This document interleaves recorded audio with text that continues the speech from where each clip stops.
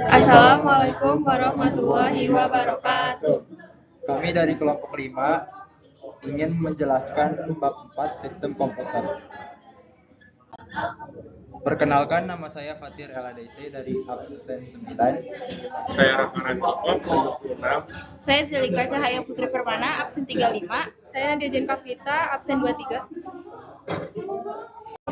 Bagian pertama ada komputer dan komponen penyusunnya. Komputer adalah peralatan elektronik yang menerima masukan data, mengolah data, dan memberikan hasil keluaran dalam bentuk informasi.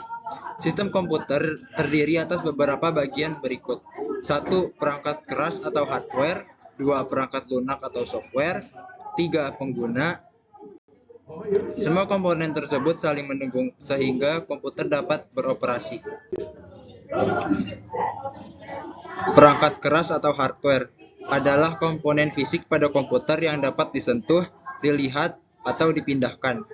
Contoh mouse, hard disk, prosesor, RAM, printer, scanner, dan lain-lain. Dalam perangkat keras terbagi menjadi 4 macam. 1. Ada perangkat input atau input device. Perangkat input merupakan perangkat pada hardware komputer yang fungsinya sebagai alat untuk memasukkan data-data atau perintah pada komputer.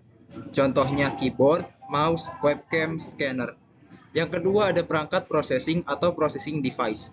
Perangkat processing merupakan sebuah perangkat yang berguna untuk memproses data yang berasal dari input device, kemudian dihasilkan menjadi sebuah data yang diinginkan melalui output. Contohnya CPU dan RAM. Yang ketiga, ada perangkat output atau output device. Perangkat output berguna untuk menampilkan atau memberikan sebuah hasil akhir dari pengolahan proses yang sebelumnya dimasukkan melalui input, yang kemudian diproses pada processing device. Contohnya monitor, printer, speaker, LCD. Yang keempat, ada perangkat penyimpanan atau storage device. Perangkat penyimpanan adalah media untuk menyimpan informasi, contohnya flash disk, hard disk.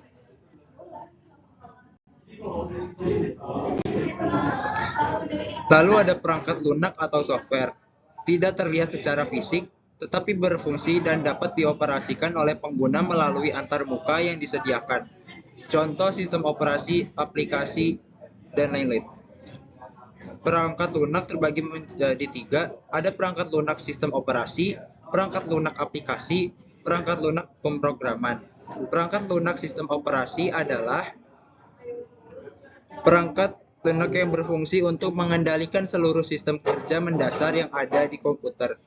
Contohnya adalah Microsoft Windows, Linux, Mac, iOS Apple, Google Android, dan lain-lain. Perangkat lunak aplikasi adalah deretan aplikasi atau program yang tersedia di komputer yang biasa digunakan untuk membantu menyelesaikan tugas tertentu. Contohnya seperti Skype, MS Excel, Microsoft Word, dan lain-lain. Yang ketiga ada perangkat lunak pemrograman. Merupakan software yang berguna untuk menerjemahkan instruksi-instruksi dari bahasa pemrograman ke bahasa mesin melalui prosedur tertentu agar dapat diterima dan dibaca oleh komputer. Contohnya seperti Java dan Python dan lain-lain. Selanjutnya ada pengguna atau brainware, adalah orang yang menggunakan atau mengoperasikan komputer. Macam-macam brainware ada analisis, programmer, administrator, operator, dan teknisi. Analis adalah orang yang bertanggung jawab dalam merencanakan, menentukan serta memberi rekomendasi sistem atau software apa yang cocok untuk kebutuhan bisnis perusahaan. Yang kedua, programmer. Programmer adalah orang yang menguasai berbagai macam bahasa pemrograman sehingga ia mampu menciptakan sebuah program komputer. Yang ketiga ada administrator. Administrator adalah orang yang bertanggung jawab mengatur serta mengendalikan program komputer dan juga jaringan komputer. Yang keempat ada operator, adalah orang yang mengoperasikan komputer atau biasa disebut juga sebagai user. Yang kelima ada teknisi, adalah orang yang bertanggung jawab memelihara komponen hardware serta memperbaiki jika ada kerusakan hardware dalam sistem komputer.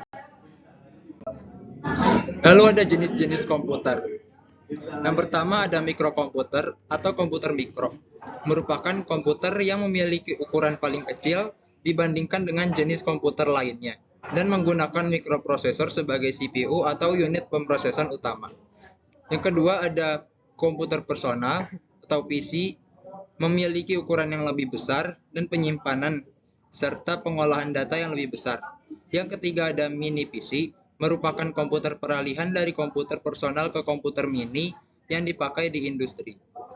Yang keempat ada mini komputer, memiliki ukuran lebih besar dan mempunyai kapasitas memori maupun pemroses yang lebih besar. Yang keempat ada mainframe, berukuran lebih besar dibandingkan dengan komputer dan biasa digunakan oleh perusahaan-perusahaan besar sebagai server atau peladen. Yang keenam ada superkomputer, memiliki ukuran yang paling besar dan memiliki kapasitas pengolahan data dan kinerja yang paling kuat. Selanjutnya ada interaksi manusia dan komputer. Sebuah sistem komputasi terdiri atas perangkat keras dan perangkat lunak yang saling berinteraksi. Interaksi antarmuka seringkali digunakan untuk menghubungkan perangkat satu dengan perangkat lainnya, mulai dari perangkat masukan dan keluaran yang dikendalikan oleh sistem operasi, dan kemudian dapat ditambahkan berbagai aplikasi yang dapat dipakai oleh pengguna. Berbagai macam jenis interaksi dapat dilakukan oleh pengguna dengan sistem komputer, diantaranya seperti berikut. Yang pertama adalah berbasis GUI atau Graphical User Interface, adalah antarmuka yang menggunakan menu grafis untuk memudahkan pengguna yang berinteraksi dengan komputer. GUI merupakan antarmuka pada sistem operasi komputer yang menggunakan menu grafis. Pengguna berinteraksi melalui ikon, menu, dialog dengan button dan text box, radio button untuk satu pilihan atau checkbox atau untuk banyak pilihan. 2. Antarmuka berbasis perintah atau Command Line Interface CLI. Sistem operasi berbasis CLI merupakan tipe antarmuka melalui teks terminal. Pengguna menjalankan perintah dan program di sistem operasi tersebut dengan cara mengetikkan baris-baris tertentu. Yang selanjutnya adalah melalui suara atau audio. Antarmuka menggunakan suara memungkinkan pengguna mengucapkan sesuatu dan hasilnya akan direkam dalam bentuk format audio. Antarmuka ini hanya dimungkinkan jika perangkat keras menyediakan perekam suara dan melalui aplikasi. Yang keempat ada melalui gambar atau video. Antarmuka menggunakan gambar hanya dimungkinkan jika perangkat keras menyediakan kamera. Kamera akan merekam gambar dan melalui aplikasi akan menyimpan gambar dalam format video. Yang terakhir ada melalui berbagai piranti atau masukan lainnya. Selain melalui perangkat lunak, pengguna dapat berinteraksi langsung ke komputer melalui piranti masukan seperti yang dijelaskan sebelumnya. Keyboard, joystick, mouse, touchpad, layar sentuh, keyboard virtual, dan lain-lain. Jadi saya akan melanjutkan bagian selanjutnya, yaitu kolaborasi dalam sistem komputer. Kolaborasi dalam sistem komputer adalah sebuah hubungan perangkat keras dengan perangkat lunak, aplikasi atau piranti lain melalui sistem operasi. Sistem operasi pun berkolaborasi dengan aplikasi untuk berinteraksi dengan pengguna. Kolaborasi dalam sistem komputer akan menghasilkan sebuah sistem komputasi yang bermanfaat bagi pengguna. Komputer tunggal seperti seorang manusia yang di dalam tubuhnya beroperasi sistem yang berfungsi sesuai peran dan fungsi organ tubuh. Masih kolaborasi dalam sistem komputer. Inilah dasar dari sistem IoT, Internet of Things. Internet of Things adalah sistem dasar di mana sekeliling manusia dipasang perangkat-perangkat yang mampu menangkap data dan mengirimkan ke komputer. Dalam sebuah komputer, komponen-komponennya juga saling berhubungan. Demikian juga antara satu komputer dan komputer lainnya akan berhubungan melalui jaringan lokal sampai jaringan global internet. Selanjutnya penjelasan penerapan kolaborasi dalam sistem komputer.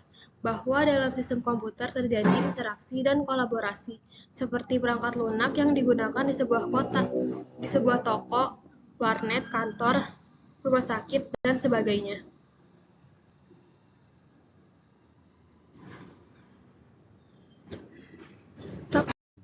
Contoh penerapan kolaborasi dalam sistem komputer.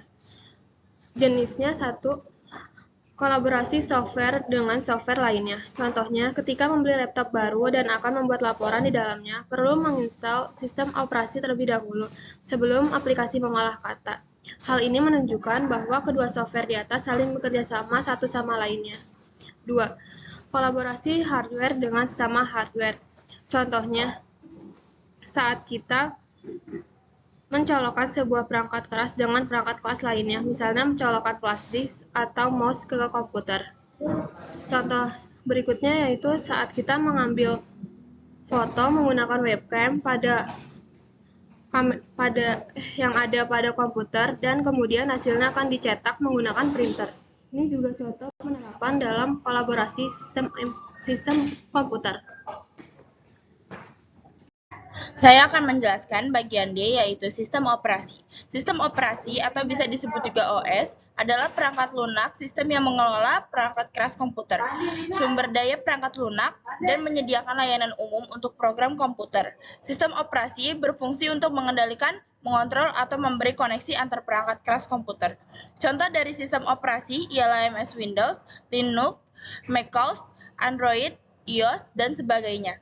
Sistem operasi berfungsi untuk mengelola proses memori utama, mengelola file, mengelola penyimpanan sekunder, serta melakukan proteksi dan keamanan.